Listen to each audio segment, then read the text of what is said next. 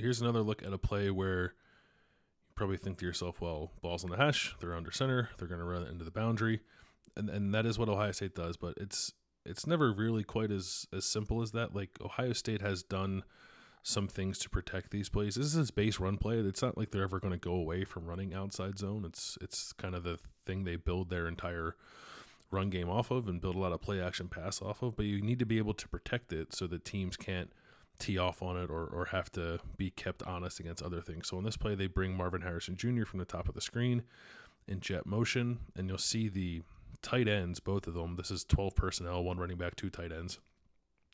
Kate Stover and Mitch Rossi kind of flare out here into the wide side of the field as if they're going to lead block on what is a fake jet sweep to Marvin Harrison, kind of against the backside of the play here, just to try to keep some of these backside defenders honest. And you see it does kind of work. The defensive linemen to that side get a little wider. The linebacker there, nickel, whatever he is, kind of gets wider. The safety, who is kind of aligned on the far hash there, or the play side hash, comes more central because he's worried about that too. So it allows Ohio State to get pretty good numbers on the play side. You might look at the play on the snap and think there's a lot of guys in the box there. That safety's coming down. Ohio State's going to get outnumbered again. It's not really what happens. It's blocked again fairly well on the play side.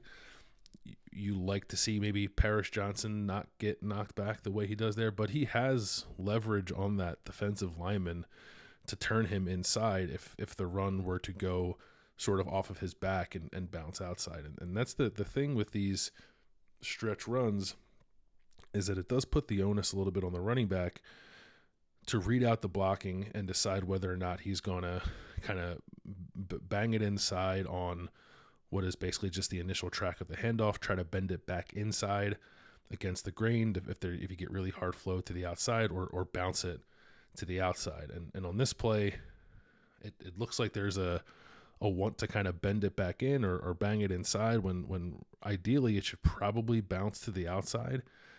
You have the leverage there from Paris Johnson. You can run off of his back. Maybe, I don't know if Luke Whippler, the center there, who's blocking number 97, can quite get that guy turned to the point where he can't make that play around the 39-yard line. Maybe he does, but I like Trevion Henderson's ability to win that race to the corner there if this hits outside. And then you have Donovan Jackson, number 74, down the field blocking on a defensive back, and you take that matchup 10 times out of 10. But rather than kind of follow that outside track where this looks like it's blocked to go, the run goes back inside. That lineman disengages from Paris Johnson, crashes down. You have a free hitter in the hole who probably would have gotten lost in the wash had the run gone to the outside. So it's fairly well executed, I think, up front. Not 100% can certainly be better in some cases, but it feels like it's okay on that side. And if this run were to hit more outside than inside, I think it's probably a successful play rather than the 0-yard gain that it goes for.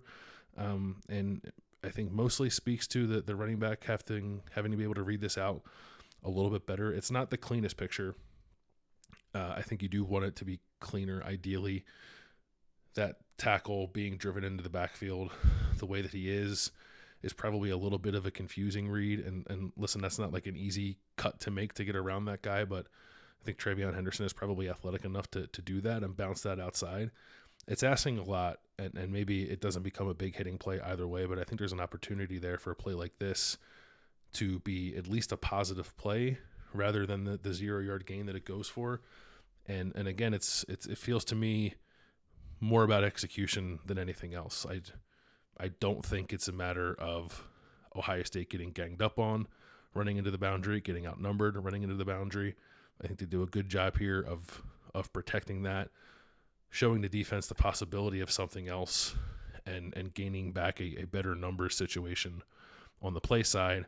It's just that the blocking is good, not great, and the read from the running back is probably a little less than average here. I think you want to see a more decisive cut to the outside than trying to bust this back up inside where there's not much room for daylight. So it's a 0-yard gain when there was a possibility there for at least a couple of yards and a more successful running play on first down.